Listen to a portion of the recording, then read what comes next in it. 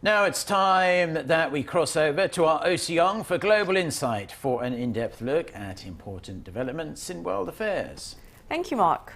It is indeed time for Global Insight, where we speak to experts from around the world on issues making headlines. The United Nations peacekeeping forces keep the world safe from conflict and violence. And stationed in the most dangerous areas of the world, the Blue Helmets consist of over 70,000 military personnel contributed by national armies from across the globe. The 2021 UN Peacekeeping Ministerial, of course, gathered defence and foreign officials from more than 150 countries.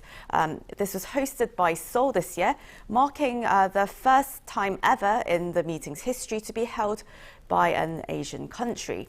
Now, addressing the various challenges faced by peacekeepers today, particularly amid a time of new security challenges, the pandemic and rapid digitalisation, the meeting introduced the Seoul Initiative on enhancing technology and medical capacity. To highlight some of these key issues and discuss the meeting's significance, we're joined by Alexandra Novoselov, a non-resident senior fellow at the International Peace Institute, and Song Se-ryun, Professor of Law at Kyunghee University. Very warm welcome to you both. And Dr. Novoselov, thank you for joining us all the way from Paris. And, well, my first question is to you. Well, there's been what we can call a sore lack of global cooperation shown by government leaders over the last 2 years of the COVID-19 pandemic, which has really stalled progress on international cooperation on initiatives like peacekeeping operations. And, well, how has the lack of coordination systematically affected the United Nations peacekeeping missions? Well, on one hand, you can say that this lack of global cooperation affected only in a limited way peacekeeping missions, as all of their mandates have been reconducted without much discussions in the past year or two. But it's true that, on the other hand, mandates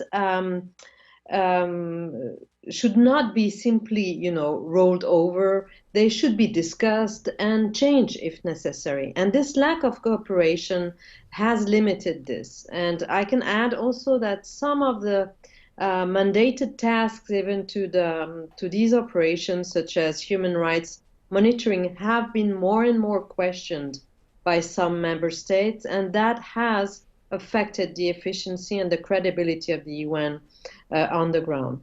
Just last point is that there hasn't been any new peacekeeping or peace operation created by the Council since 2019 with the mission in Yemen. Well, the pandemic, of course, certainly hasn't helped. And while there were efforts to revive these efforts and also provide some better support to peacekeeping missions in the future. But Professor Song, well, what special significance did this ministerial meeting have? Before we get to that, though, what special significance does the UN's peacekeeping missions hold for South Korea? I mean, given its long history of, the lack of peace, really, on the peninsula. Right. For Korea, it's very significant because we depended on UN for survival during the Korean War. The Article 7 of the United Nations Charter provides for UN Security Council's power to intervene militarily and non-militarily. And that charter went into effect in 1945. Soon enough, in 1950, when the war broke out, that was put into action. Some 63 countries participated and helped us out for survival. And if you can look back, the subsequent prosperity that Korea achieved, democratization, the cultural flourishing these days, those we are indebted to the peacekeeping commitment and the participation under UN guidance. And for more than 2 decades now, South Korea has been trying to give back. And, well, since 1993, how has South Korea been contributing to peacekeeping missions, Professor Song? Right. Korea has become a member in 1991, but soon enough, in 1993, we started the peacekeeping participation starting with the Somalia in 1993 with the Evergreen Unit. And it was followed by a deployment in West Sahara in 1994 with the medical assistance. Engineering unit was deployed in Angola in 1995. When East Timor was mired in the civil war in 1999, Korea also participated with the second Evergreen Unit. It followed with the 2010 Task Force Tanbi was sent to Haiti for earthquake damage and recoveries. Even now, Dongmyeong Unit is in Lebanon since 2007, and the Hamid Unit is in South Sudan since 2013. So we could say that we're pretty active in providing mostly medical and also reconstruction engineering core. So we have been kind of keeping tab on what's happening in the world and answering calls for help and sending our troops. Well, Dr. Novoselov, now countries like Canada and Australia, they've seen peacekeeping as a core area for middle power countries to really support and advance democratic peace in the world. How significant was it then for this PKO ministerial meeting to be held in South Korea? And what do you think the country can really do to increase its role in promoting peace and stability? Right, as you mentioned, as a middle power, so to speak, I think is very significant and very meaningful to help out those countries who are in need. Remember, economically as well, we became the first country who was kind of a donee country receiving aid, and became the first country to give aid by joining OECD Development Assistance Committee in the 90s. So in that sense, it goes hand in hand with the economic assistance and along with whatever we can provide in peacekeeping and a security sense. I think that it does not limit to only one area like economic or medical or security areas, but looking at those up and coming countries, those countries who are in need. If you look back on our history, it is our mission and responsibility to help out. I think that in that sense, the meeting we had was a effort to convene as many countries as possible, some 155 countries gathered. So I agree with Dr. Novoselov saying that we need collaboration among those countries to keep the global health. It's not just falls on the shoulder of any particular country or any particular international organizations. It's a problem for all, and solution has to be gathered together as many countries as possible. And Dr. Novoselov, I wanted to hear your thoughts on this as well, of course, how meaningful it was for the PKO ministerial meeting to be held in South Korea, which was seen as a relatively new middle power country. Right, as you said, this is the first time that Asian... addressed to Dr. Novoselov. Sorry about that. Well, I think it's a way to remain engaged in world affairs and indeed promoting peace and stability. I mean, there's, as you have seen during the ministerial, there are many ways of being engaged, and of course, you can send soldiers, you can deliver assets, you can also devote funding to UN or to NGOs to strengthen their programs, their activities, and research in the field. So really, it's a global partnership between all these countries, and each and every country tries to contribute to with the means they have, with the interest they have in such and such situation or country. And Dr. Novoselov, well, UN peacekeepers, they of course work in the world's most dangerous regions that are very prone to conflict and violence. Has the COVID-19 pandemic increased the sort of security risks that they face?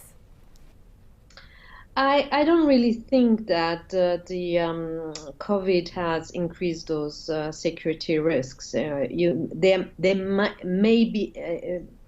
might have been some instances where COVID has hampered the ability of peacekeepers to intervene, but these are very little, and overall, peacekeepers have done their job. They have pursued their mission despite the challenges generated by the pandemic, with all the safety measures that they have put in place. And peacekeepers, they work in conflicts where violence has diminished, and in such situations, peacekeeping has been a means to limit the recurrence to violence by the parties to the conflict.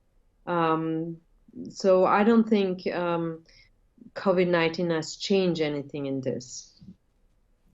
Well, Dr. Novoselov, the pandemic has really changed the nature of how we see security issues.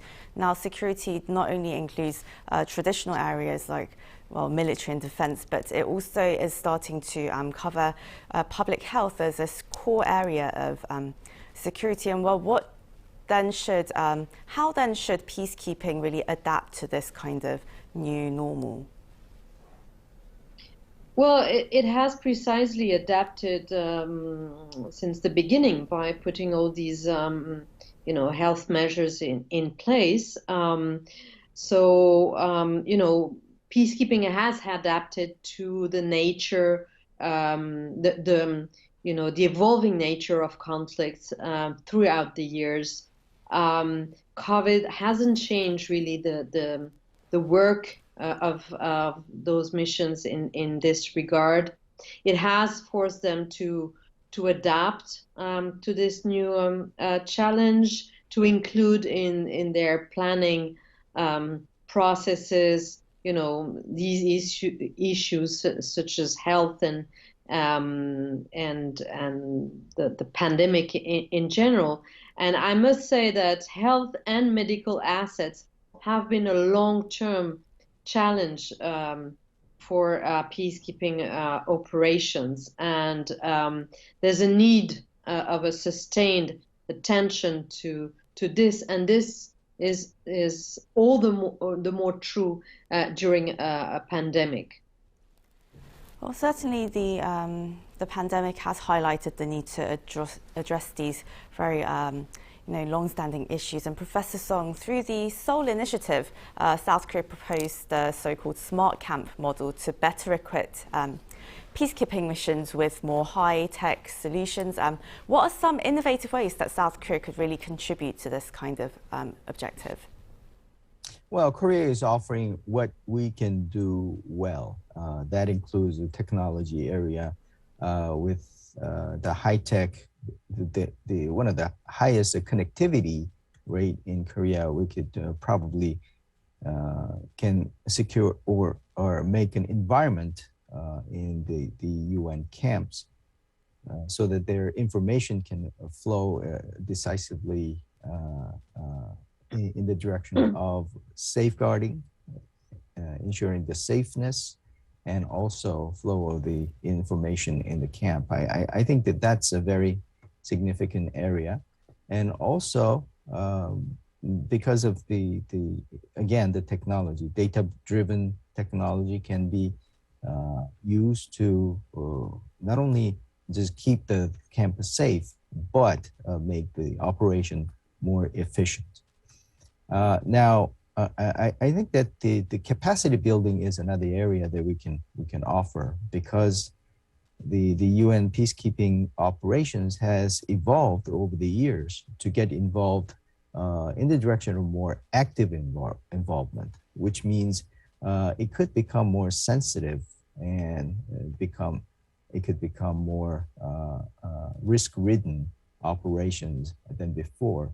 In that sense, we have seen some violations even from the peacekeeping operations, and some criticisms levied on the UN operations. So in that sense, I think that the capacity building and training and better safeguarding even the operational standpoint, that would be very significant. So I think that in those areas, with the better technology, connectivity, and data, we can provide a better service for the peacekeeping operations. So I think the Korea's pledge to help out becomes a sort of an infrastructure to make those things happen. Hopefully we'll start to see this sort of holistic change happen to make the missions more sustainable, both systematically and on the ground as well.